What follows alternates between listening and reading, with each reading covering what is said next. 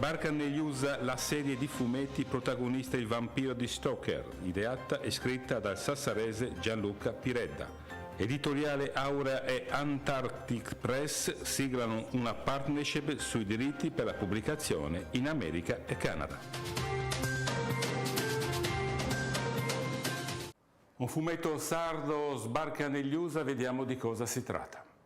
Dalla Transilvania alla Sardegna fino all'America, in quel West che accoglie il vampiro di Stoker in fuga, scampato allo scontro con chi voleva ucciderlo.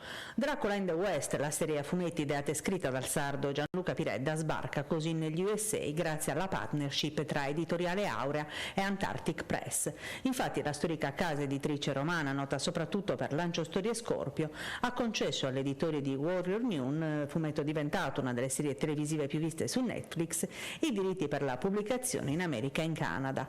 Dracula non è nuovo sulle pagine dell'editoriale Aurea ed è stato raccontato sui settimanali della casa editrice da molte firme note del fumetto italo-argentino come Wood, Salinas, Fernandez, Herman, Croci, Trichio. Oltre ad essere comparso sulle pagine di Dago e comprimario di Martinell, Dracula in the West, pubblicato per la prima volta nel dicembre del 2019, una rilettura del mito di Vlad l'Impalatore che Piredda, 45 anni di Sassari, creativo di punta della casa editrice, tratteggia nel suo fumetto come vampiro insolitamente stanco della vita da fuggitivo e delle tenebre in cui si muove, ma al tempo stesso costretto a sottostare alla sua natura di predatore. Quando in Aurea abbiamo ipotizzato il ritorno del vampiro sulle pagine di Lancio Story, abbiamo pensato che l'idea migliore sarebbe stata quella di cambiare approccio.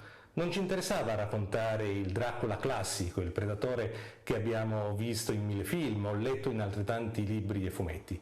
Ci interessava raccontare un uomo in fuga, stanco, che dopo un lungo peregrinare è arrivato nell'America del West. Dracula in the West è una serie che ci permette di raccontare storie che abbracciano i generi cari ai nostri lettori, partendo dall'horror come pretesto iniziale, ma proseguendo con il mystery, il western appunto, l'azione, e tutto questo ci dà lo spunto per raccontare anche le leggende dei Maya e dei nativi americani. Ai disegni Piredda è affiancato da due astri nascenti del fumetto italiano, Luca Lamberti, che si è fatto notare tra i lettori Aurea per i suoi disegni per la serie John Doe Trapassati Inc., ed Emiliano Albano, con uno stile iperrealistico noto per A casa prima del buio, la serie sullo Shoah scritta da Francesco Moriconi e pubblicata a puntate sul Lancio Story e in 3 volumi che compongono la trilogia. Il fumetto di Gianluca Piredda entrerà così a far parte della nuova linea horror lanciata dall'Antarctic Press con la rivista Horror Comics. Lo scrittore e sceneggiatore sassarese da anni lavora all'editoriale Aurea, firmando anche la serie Freeman, pubblicata su Scorpio con i disegni di Vincenzo Arces e Dago, creato da Robin Wood, che lo scorso anno è stato ambientato anche nell'isola.